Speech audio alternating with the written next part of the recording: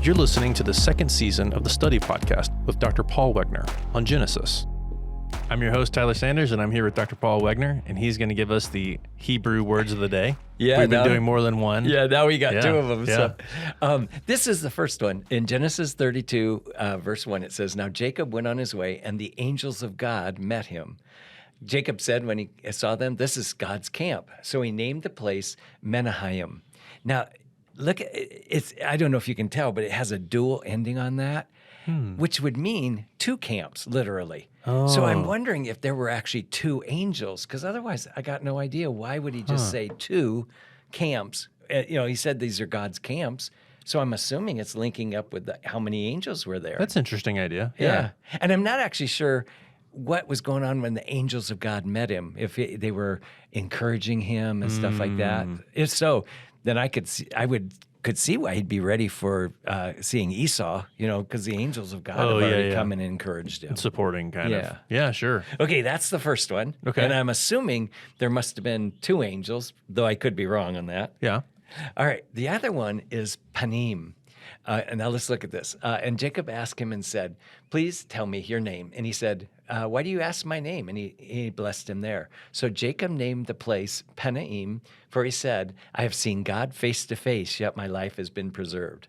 Now, I don't know if you can tell, but it's got the word God on it. Is that L at the end. And then the front part is the first three letters are name. Face. Face. Yeah. So it literally means face of God. Yeah. Now, we know for sure he didn't really see God, because Exodus tells us that no one can see God and live. Yeah. So my guess is that what he thinks he saw was God, though even from this point, we remember that's when he was wrestling with this angel. Yeah. So I'm pretty sure it was an angel that he saw, but because he says, "You've wrestled with God and man," I'm assuming that angel was acting in God's place, and so that's why he thought he had seen God. Oh, interesting. Yeah. Okay. So anyway, I think that's what Anyway, so two words that help us in this context of what we're talking about today. Yeah. Okay? Yeah. All right, so Jacob is afraid. He's coming back, and now he knows he's got to meet with Esau. Yeah. Okay? He's been away. He's been safe, kind of far away. And he's been gone for 20 years, right? Yeah, 20 years, right. Yeah. Long time. Okay, so the messengers returned to Jacob saying, "We came to your brother Esau, and furthermore, he's coming to meet you with 400 men are with him." Now, think about Esau. Yeah. Last time he saw Jacob, he knew what Jacob was like. He was that old trickster. Oh, yeah. So I can imagine that he would come thinking, "I wonder if this brother's mine's going to trick me and come after me." So I have a feeling that Like Esau's being defensive. I think so. Yeah. So he's now, we can tell now he's no longer angry at him, but I think he's afraid of Jacob. So it's kind of fun. They're both that's an just afraid twist. of each other. I don't think I've read it like that. I think I read it more like he was still angry, upset. That was the whole reason Yeah. Jacob had to go, basically. Yeah, I'm That's pretty sure. interesting. Yeah, I'm I pretty could see sure that. That does kind of make sense. Like, he's worried. He's lost a lot of stuff. Yeah. Yeah. Okay, verse 7. Then Jacob was greatly afraid and distressed, and he divided his two people that were with him, the flocks and the herds and the camels, into two companies. And he said, if Esau comes to the one company and attacks it, then the other company which is left can escape. Now, he's thinking through, how do I preserve my family to the best of my ability, right? Yeah. And Jacob said, "O God of my father Abraham, the God of my father Isaac, O Lord, who said to me, 'Return to your country and to your relatives, and I will prosper you.'" Because remember, he's going on the assumption that God had already told him to come back, right? When he was up with Laban. Yeah. So that logic would make sense unless God's now going to wipe him out. Right. So I'm assuming he knows that God's going to protect him. "I am unworthy of all the loving kindness and all the faithfulness which you have shown to your servant. For with my staff only I crossed the Jordan, and now I've become two companies. Deliver me, I pray, from the hand of my brother, from the hand of Esau, for I fear him that he will come and attack me and the mothers with my children." If he's got 400 men, I don't know how many Jacob has with him, because I'm assuming he's got at least his family and that, but I doubt that he's got a lot of slaves and stuff like that with him. Yeah. So he's going to go up against 400 men, so I can see why he's afraid. Yeah, they're both afraid. Really, that's kind of what you're saying, right? Yeah. Esau's probably afraid of Jacob because he's been kind of taken advantage of so many times. Yeah. Jacob is obviously, he's telling us he's afraid because of the number of men Esau has. Yeah. Oh, can I show you where Menahem and Penuel is? Oh, yeah. So that's probably it's up on the Trans-Jordan side, on the other side of the Jordan River. Okay. And kind of up right when you can see where Shechem is. So it's kind of across from Shechem there. Yeah. Okay. And how far apart would that be? That doesn't look very far, but... You mean Menahem from Shechem or Menahem and Penuel? And Penuel. Menahem and Penuel. I bet those are only a couple miles apart. Yeah, pretty close. Yeah. Yeah. Now, over to Shechem is probably 15 miles. Probably. Yeah. So, yeah. That'll help some anyway. Yeah. All right. Then he commanded this also the second and the third and all those who followed in droves. So this is saying he was sending out gifts, if you remember, he thought to appease Esau. Yeah. Okay. After this matter, you shall speak to Esau when you find him, and you shall say, behold, your servant Jacob is behind us. For he said, I will appease him with the present that goes before me. Then afterward, I will see his face, and perhaps he will accept me. Now, that's a little Jacob doing what Jacob does, right? Yeah. Tries to get on the good side of people, but also is trying to figure out, to his own logic, what's the best way for me to protect myself. Yeah. Yeah. Okay. Okay, verse 23. And then God took them he took them and sent them across the stream, and he sent across whatever he had. Then when he was left alone, a man wrestled with him until daybreak. Now, when he saw that he had not prevailed against him, he touched the socket of his thigh, so that the socket of Jacob's thigh was dislocated while he wrestled with him. Then he said, let me go, for dawn is breaking. But he said, I will not let you go unless you bless me. So he said, what is your name? And he said, Jacob. And he said, your name shall no longer be Jacob, but Israel, for you have striven with God and with men and have prevailed. So now we know in the Old Testament that when a name change happens, it usually means also a change of character. Yeah. And so I think this must be a turning point in Jacob's life. Yeah. He wants God's blessing so much that he's willing to not let go of this angel until he gets it. Yeah. Which I think before he wanted God's blessing, but I don't know how firm and what he would do to get it. And I think now you're seeing he's willing to struggle as to the best of his ability. Now, I got to tell you, wrestling all night, they've got to be exhausted, right? Sure, yeah. And still, this angel, I'm sure it's an angel, and I'm sure the angel was holding back, of course, right? Right, Of course, right. He's stronger. But when he realizes that Jacob's not going to give up, then he hurts his thigh. Yeah. So that'd be even harder wrestling. Oh, yeah. So Yeah. so I think that's what's going on. And I think Jacob still is saying, no. He's putting the effort forward. Yeah, even through all this pain, all this effort, I don't want to let you go until you bless me. Yeah. And I think that's actually what's causing Jacob to change. It's that pain, that willingness to go through almost anything before he'll let him go. Right. And I thought that's got to be a change factor here. There's a bit of honesty to it yeah. as well, right? Yeah. Of I'm just going to earn this the way I can. At least the best I can. And there's no kind of, yeah. there's no trickery or anything like that. There's no backup plan. It's I have to just, I have to do this. That's good. You know? Yeah. All right, verse 29. Then Jacob asked him and said, please tell me your name. But he said, why is it that you ask my name? And he blessed him there. So Jacob named the place Peniel, for he said, I have seen God face to face, yet my life has been preserved. Now the sun rose upon him just as he crossed over Peniel, and he was limping on his thigh. Therefore, to this day, the sons of Israel do not eat the sinew of the hip, which is on the socket of the thigh, because he touched the socket of Jacob's thigh in the sinew of his lips, or of his hip. Now, I have no idea when this was written, so I don't know how long they've been keeping up this tradition. Yeah. So I just thought I'd bring that up. It doesn't. I don't have any idea what it is, but it must have been sometime later they were keeping that tradition going. And what do you think the point of that tradition? Is that a reminder of what Jacob was in almost Israel? like the Passover when they celebrate that, some big element in their history. Well, Jacob was one of their major fathers and forefathers, and so it's reminding them of what God did for him. What that moment was. Yeah. Now, the question I had is, why do they always ask to tell me your name? In the ancient Near East, here's what I thought it was. In the ancient Near East, when they, in Egypt at least, there were 5 Egyptian names, and they would tell you 4 of them, but supposedly the last one they would never let anybody know because they thought that if they knew that name, they could then have control over them. And initially, I wondered if that's what Jacob was thinking. But then I found this passage. Okay, so there's a Judges passage. Or no, this is Jacob saying that. Yeah. But in Judges 13, you've got a similar thing. Manoah said to the angel of the Lord, "What is your name? So that when your words come to pass, we may honor you."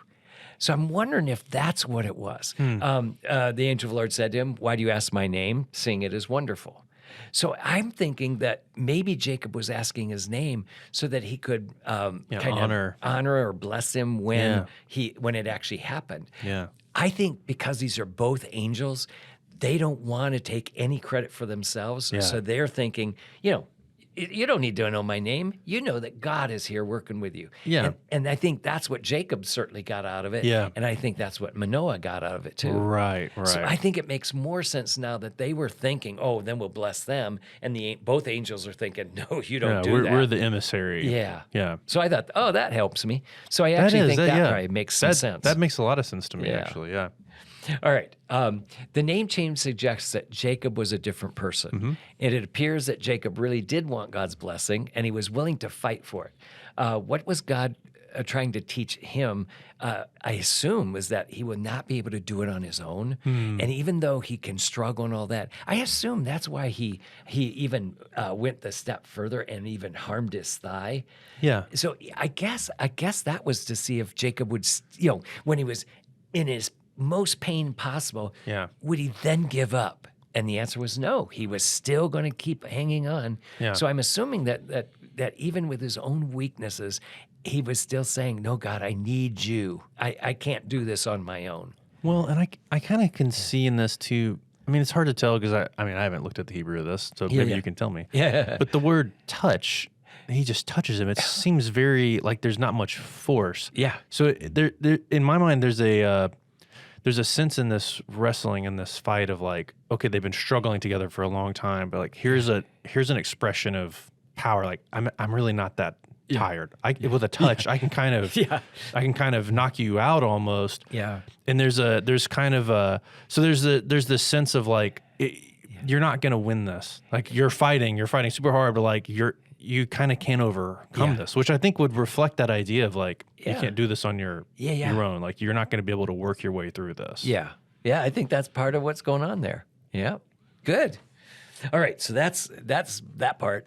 Yeah. It's a great passage. Yeah. I mean, I think that's probably, I think we all know that. That's one of the passages I think that's kind of hard to understand. I know this isn't the same podcast, but we're doing one with Dr. Gertner right now too, and it's all about conceptions and misconceptions in the Gospels, and that's one it's a very.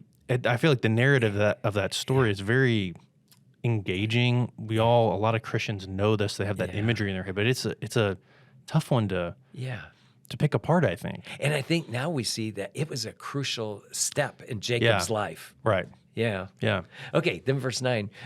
Then God appeared to Jacob again when he came from Paddan Aram, and he blessed him.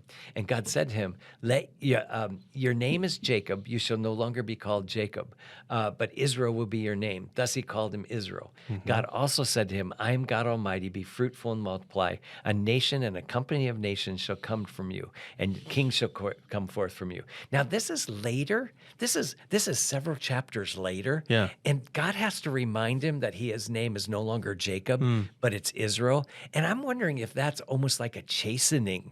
I think he's telling Jacob, you better act like your new name. Because this is several chapters later. And so I'm assuming he's still acting like that Jacob, and God's saying, we've got this covenant with you and you're carrying it on. Yeah. I need you to act like Israel, not like Jacob anymore. Trust me. Yeah. So I thought that was important. All right, in chapter 31, Jacob lifts his eyes and looked, and behold, Esau's coming. So now, again, Jacob is afraid. Now, God's already now blessed him and all this stuff. Yeah, we've had the moment. Yeah. Okay. The critical moment. So Esau's coming and with 400 men. So he divided the children among Leah and Rachel and the two maids. And he put the maids and their children in front, and Leah and her children next, and Rachel and Jacob last. Now, first of all, did you catch that? Poor I'm thinking Leah. poor Leah just got jabbed again. Yeah. Right? Here, she's now out ahead of the wife he really loves. In case Esau is ready to kill everybody. Yeah. You go first, Leah. Yeah, that is okay, then rough. it sounds like, now Jacob's at the end, but he changes. All right, but he himself passed on ahead of them. So he's not a jerk. Yeah. Bowed down to the ground 7 times until he came near to his brother. Then Esau ran to meet him and embraced him and fell on his neck and kissed him, and they wept. In the ancient Near East, to have somebody run to somebody else is really unusual. Even in, I don't know if you remember in the New Testament when the father runs to the prodigal son. Yeah. That's a big sign of, Yep, those are amazing signs that here's Esau, and when he runs to him, now he knows, now Jacob knows it's okay. He would never do that if it was only, if he was coming to harm me. Yeah. So I thought that's good. That is. All right. Jacob humbly meets his brother, bowing down to the ground, and Esau runs to Jacob and kisses him, then sees all the Jacob's family. God had indeed solved Jacob's problem, but you know how he did it? He had blessed both of them so much that neither of them needed to worry about it. And I think that's what, imagine, Jacob got ripped off twice, right? Yeah. Or I mean, Esau got ripped off twice. Yeah. So he got the firstborn blessing taken away. He got the blessing of the father. Yeah. Okay.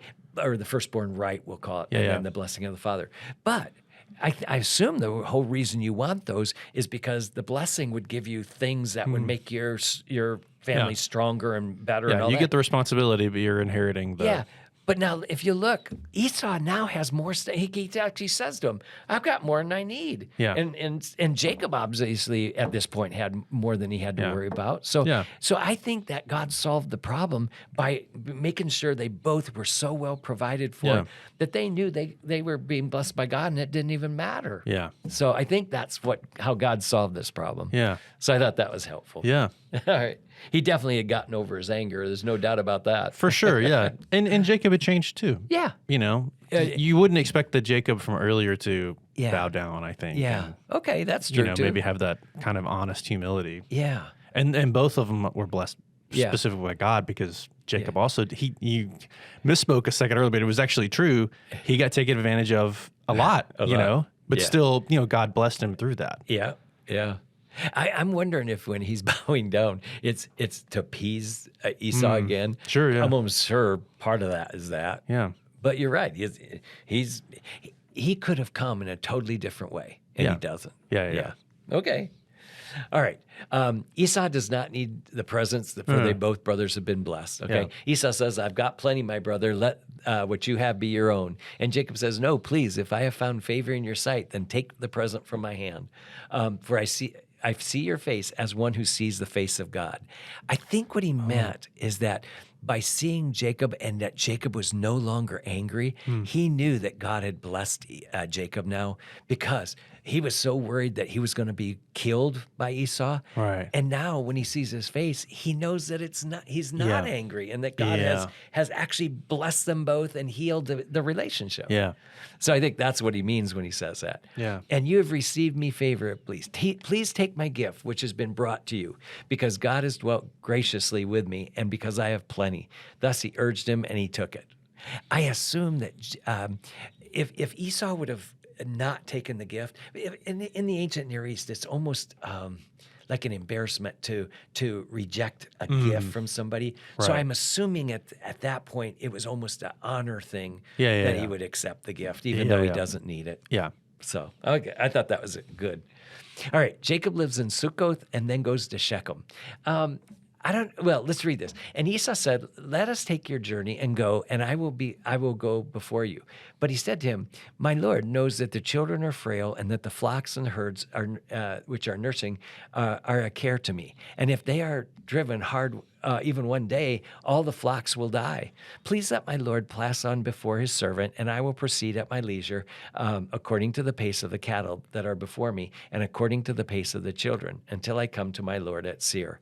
So it sounds like he's going to go down. Mount Seir would be down in Edom, and it sounds like he's going to go down there, at least be with him for a while. Yeah. Though the biblical text doesn't say that. He actually says that he goes to Shechem, Sukkoth, and then goes over to Shechem. So the biblical text never does tell you this. So look what it says. So Esau returned that day on his way to Seir. That's where Esau lived.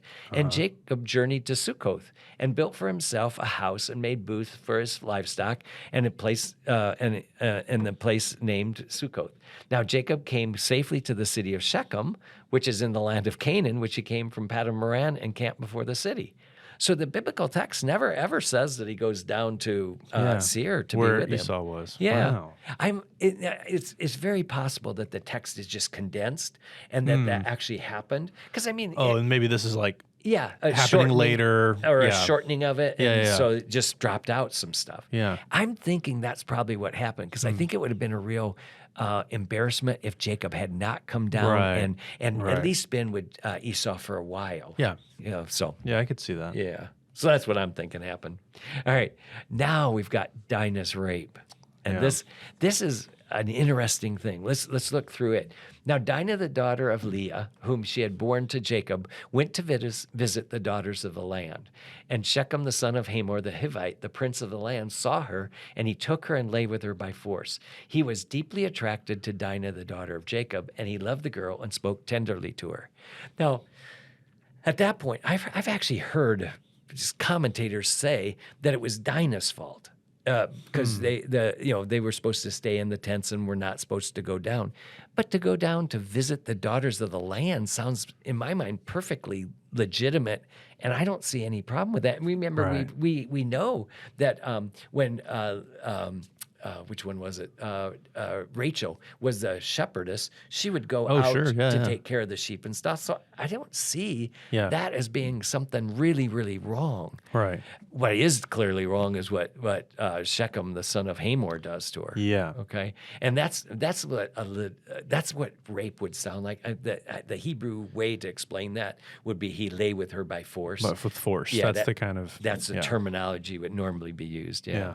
All right, so Shechem told Hamor to go get her for him as a wife, and that all sounds legitimate and all that. The only problem is, why did he have to rape her? Why, couldn't he wait a little longer and just get her as a wife? Right. Okay. Now I'm not sure that Jacob would have given her, because they're Canaanites. Sure, so mixing with the Canaanites would not have been something that he should have done. Yeah. So I don't know what would happen there, but he didn't even get the opportunity to reject that. Yeah. So Jacob said they needed to be circumcised, and after they did, Levi and Simeon killed them. Yeah. And it kills all the males and plundered them. Yeah. Jacob is actually mad and said, they say, he's mad at them and said, they could have wiped out our whole family. And that's very possible. Yeah. And they say, well, should they treat our sister like a harlot? No, of course that's true. Yeah. They shouldn't have. But also, I don't think they should have killed every man. It was Shechem that did it. It wasn't all of them. Right. Even the biblical text seems to suggest that these two brothers went way too far. If you go to the blessing, remember we had seen those in Genesis 49? Yeah. Well, here's what it says. Simeon and Levi are brothers. Their swords are implements of violence. Let my soul not enter into their counsel. Let not my glory be united with their assembly. Because in their anger they slew men, and in their self-will they lamed oxen. Cursed be their anger, for it was fierce, and their wrath, for it is cruel. I would disperse them in Jacob and scatter them in Israel. So it sounds like they're almost being punished, for their wrath. Right. And I think this is the passage that lets me know. I think they went overboard. They went way beyond what they should have ever done. Right. So and my guess is they could have taken Hamor to Shechem, to court, dealt with it and dealt with it that way. Yeah. So and I remember when we were talking about Isaiah, that there was a lot of talk. There's a lot of justice talk in Isaiah, but there's a big emphasis throughout it that God wants just punishment. Yeah. That He doles out appropriate Yeah. punishment. Yeah. And this could be inappropriate, Yeah. Yeah. It was definitely too far, I Yeah. think. All right. God tells Jacob to move to Bethel and finish the vow that he made to God. Remember when he left Bethel? So if you look at Shechem is up there, Bethel is now maybe 15 miles south. South, yeah. Yeah. All right. Tells us, and at that point, Jacob tells his family to put away their foreign gods, and they moved to Bethel. I thought that was interesting. They still got those foreign gods, Yeah. but if you think about it, if they believe in local gods, these are their gods from where they live, and it would make sense that they'd still keep hanging on until now. They've definitely got to get rid of them. They're in a new land and stuff. Yeah.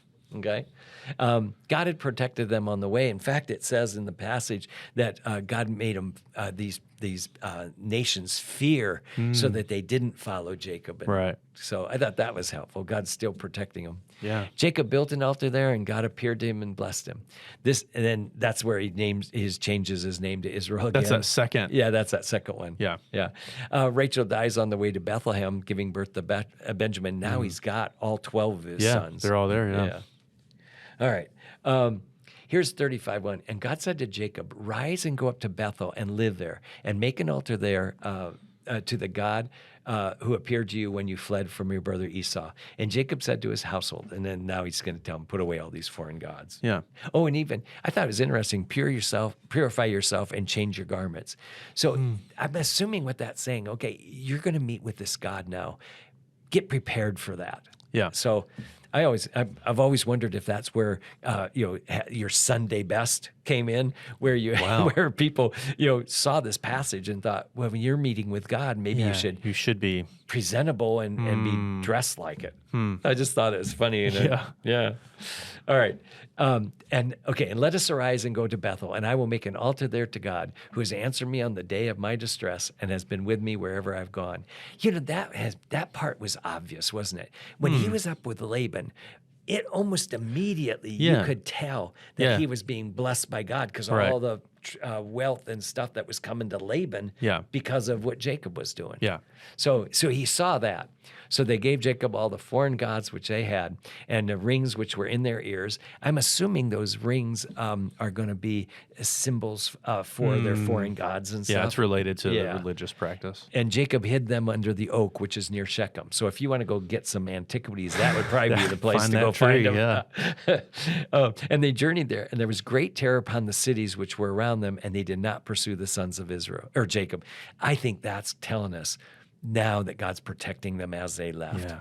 Okay. You'd love to know how that happened, though. Yeah. Why? What's going on? Is it just the rumors of them coming through? Like, what is it that's making people so?